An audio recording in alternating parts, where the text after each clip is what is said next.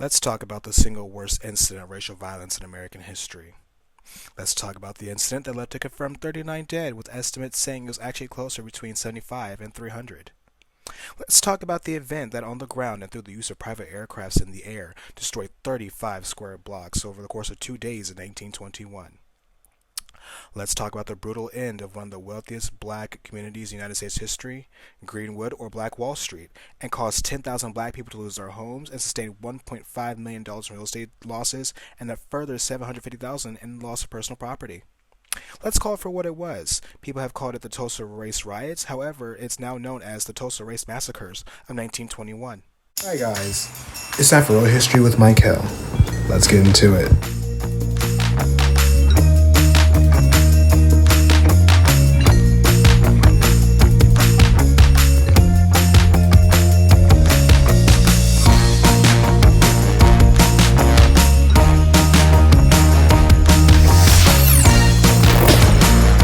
At the time in 1921, tensions between the black and white populace in Tulsa, Oklahoma were thick.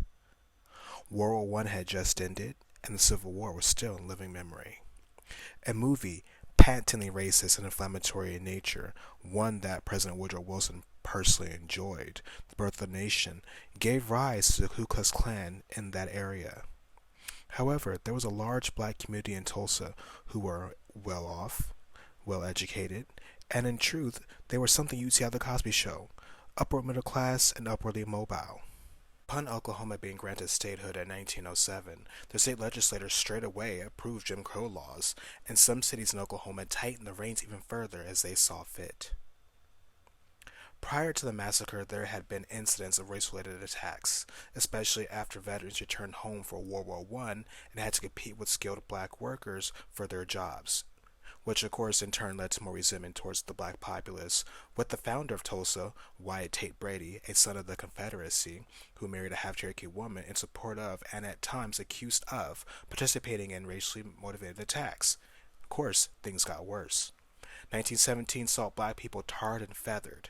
1919, the Red Summer swept through the Midwest and the Northeast with attacks on black workers, who in turn, for the first time ever, fought back with force. By 1921, there were over 3,000 Klansmen in Tulsa, and 31 lynchings had occurred since statehood in 1907, 26 of black men and boys. Greenwood, known as the Negro Wall Street at the time, was an all-black subsection of Tulsa, and it was thriving upon its founding in 1906, which was founded by O.W. Gurley.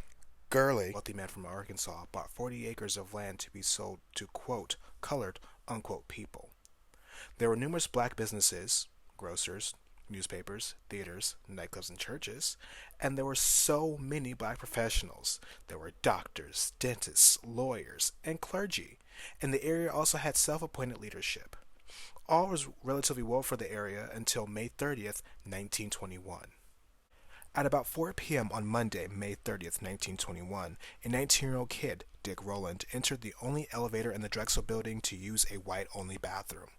And there he encountered the elevator operator, 17-year-old young lady by the name of Sarah Page. While nothing is known concretely as to what happens, as when the cops questioned Page, there was no recorded accounting, what we do know is that a clerk in the building heard a woman scream, and he saw a black man running away. When he found the young lady, he found her to be distraught and assumed that she had been sexually assaulted and called the police. What has been said by Page is that her arm had been grabbed and she would not be pressing charges against Rowland. However, Rowland, who in a time where a mere accusation could mean a lynching, fled to Greenwood to his mother's house. The following morning, the police detained Rowland, and he was booked in the Tulsa City Jail. The commissioner, upon hearing death threats issued against the boy, transferred him to another jail at the top floor. The white-owned Tulsa paper, the Tulsa Tribune, published a sensational hit piece entitled "Nab the Negro for Attacking White Girl in Elevator." A Negro boy who gave his name to the police as Diamond Dick, but who has been identified as Dick Rowland, was arrested on South Greenwood Avenue this morning by officers Carmichael and Pack, charged with attempting to assault the 17-year-old white elevator girl in the Drexel building early yesterday. He will be tried in municipal court this afternoon on state charge. The girl said she noticed the Negro a few minutes before the attempted assault looking up and down the hallway on the third floor of the Drexel building as if to see if there was anyone in sight, but thought nothing of it at the time. A few minutes later, he entered the elevator she claimed and attacked her, scratching her hands and face and tearing her clothes. Her screams brought a clerk from the Renberg store to her assistance, and the Negro fled. He was captured and identified this morning by both the girl and the clerk, police say. Roland denied that he tried to harm the girl, but admitted he put his hand on her arm in the elevator when he was alone.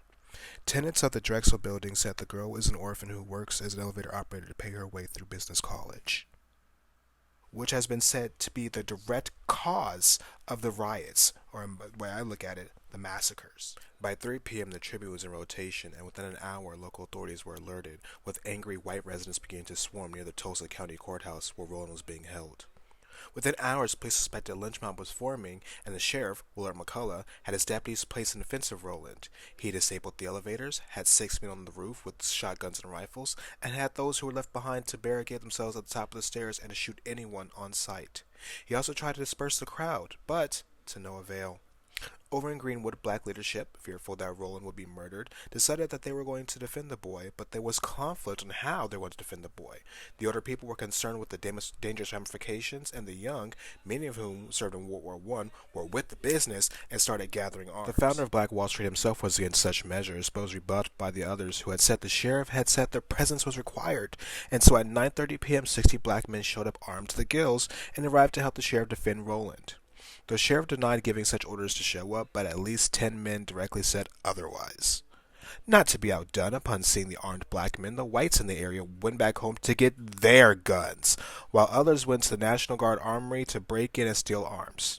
The major, James Bell, wasn't here for the foolishness, so he called up his subordinates at the National Guard to uniform up and get to the armory, and so when 300 to 400 white men tried to force their way in, they were met by Bell, who told them if they tried anything, there would be caps busted in all their asses. Needless to say, they left. There were many attempts to quell the rapidly growing and now mostly armed crowd. However, they fell on deaf ears. Black people were increasingly anxious and fearful in Greenwood and would drive through to the courthouse to show strength and gather information, which white people saw as an uprising. There were gunshots fired in the air and rumors that white people were storming the courthouse, so another 75 armed black men made their way down. They offered to support the local law enforcement, but they, unlike the people before them, allegedly, were turned down. And this is where things start to get really messy. It was at this point where a white man told a black man to disarm, and when the black man refused to do so, there was a conflict that broke out and resulted in shots being fired. And then it was on like Donkey Kong, with both sides started exchanging gunfire, and within seconds, 2 black men and 10 white men lay dead on the street. The black man then headed back to Greenwood with angry white men in hot pursuit, shooting and looting as they went. In their wake, they left another white man shot dead.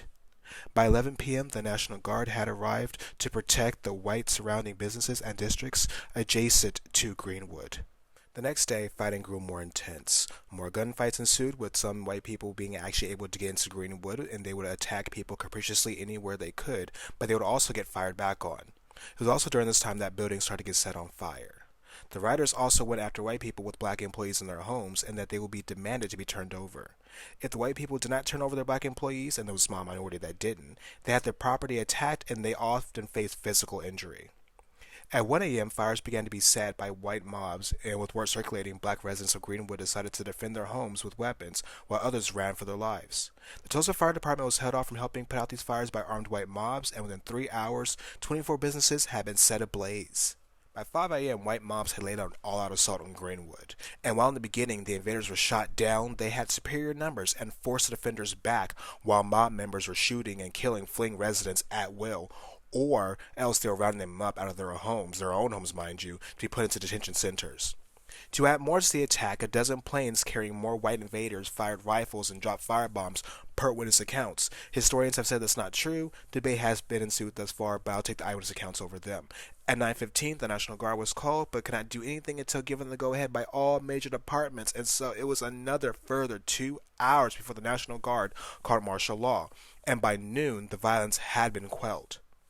Numerous discrepancies have been placed on the lives lost, but what we do know is that thousands were injured, and thousands, mostly black, were detained. We also know that thousands, 10,000 estimate, were left homeless. There was an investigation that lasted 12 days, and an all-white jury blamed the events on a black mob and law enforcement's lack of prevention. Even though there were 27 cases put forth and 85 indictments handed down, not a single soul was ever charged for any of what went down that day. The horrors of what happened on those days was lost to history locally and nationally for many decades. As of 2021, there are at least 3 living survivors to the events in question. In 1996, Oklahoma authorized a commission to look into what was then known as the Tulsa Race Riot. In 2001, recommended the following restitution to black residents. And they go as follows. Number 1, direct payment of reparations to the survivors.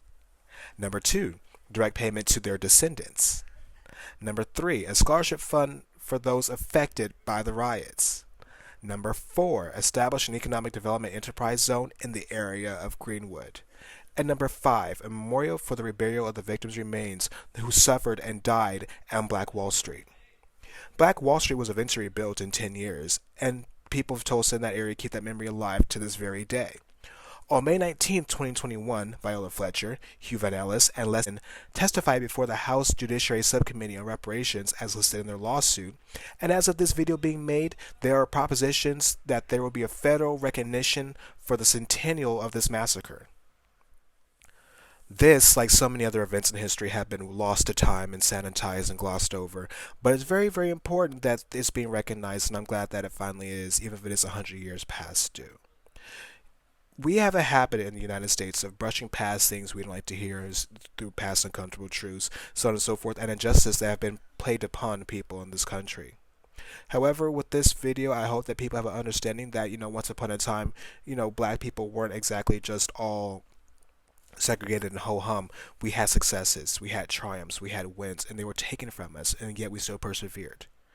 And so to those of you guys watching this video, I wish you a great day, and I hope you remember the lives that people have lost in order for us to be where we are today.